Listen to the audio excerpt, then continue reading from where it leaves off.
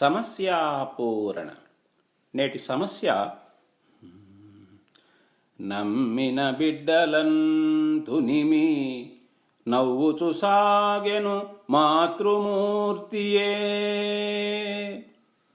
నమ్మిన బిడ్డలన్ తునిమి నవ్వుచు సాగెను మాతృమూర్తియే. నమ్ముకొన్న బిడ్డలను చంపి నవ్వుకుంటూ వెళ్ళిపోయింది ఒక అమ్మ అని చెప్పడం ఈ సమస్యలో ఉన్న విరుద్ధమైన అర్థం. సందర్భము, అష్టవసువులు అనేవాళ్ళు 8 మంది. ఆపుడు, ధ్రువుడు, సోముడు, ధరుడు, అనిలుడు, అనలుడు, ప్రత్యూషుడు, ప్రభాసుడు. ఈ అష్టవసువులు వశిష్ఠ మహర్షి యొక్క హోమధేనువైన నందినీధేనువును అపహరించారు. కోపించిన ముని వారిని భూలోకంలో పుట్టండి అని శపించినాడు. వారు శరణు వేడగా, మీలో 7 అచిరకాలంలో మరలా దేవలోకానికి చేరగలరు. 8వ వాడైన ప్రభాసుడే ప్రధాన దోషి కావున ఇతడు చిరకాలము అక్కడే ఉండగలడు అని అనుగ్రహించినాడు. ఆ వసువులు గంగానదిని కలుసుకొని, అమ్మా, నీవే మాకు అమ్మవు. మేము పుట్టిన వెంటనే మమ్ము నదిలో పడవేసి మా శాపాన్ని తొలగించు. ఈ ప్రభాసుడు మాత్రం నీ సుపుత్రుడుగా చిరకాలం ఉండగలడు అని వేడుకొన్నారు.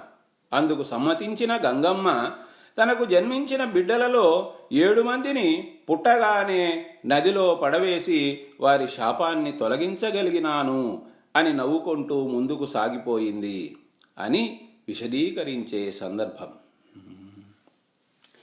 అమ్మవు గంగా పుట్టగనే ఆపగలో పడవేయుమా మమున్. నెమ్మది ఈ ప్రభాసుడు ఇలా నీకు సుతుండగు అన్న వారలన్ రమ్మని చంపెను ఆ వసూలన్ నదిలో బడవేసి. 7 నమ్మిన బిడ్డలందునిమి నవ్వుచు సాగెను మాతృమూర్తియే. అమ్మవు గంగా పుట్టగనే ఆపగలో పడవేయుమా మమున్. నెమ్మదిన్ ఈ ప్రభాసుడిల నీకు సుతుండగు అన్న వారలన్ రమ్మని చంపెను ఆ వసూలన్ నదిలో బడవేసి. 7 నమ్మిన బిడ్డలందునిమి నవ్వుచు సాగెను మాతృమూర్తియే. కలము మరియు గళము కోట రాజశేఖర్, పడుగుపాడు, నెల్లూరు.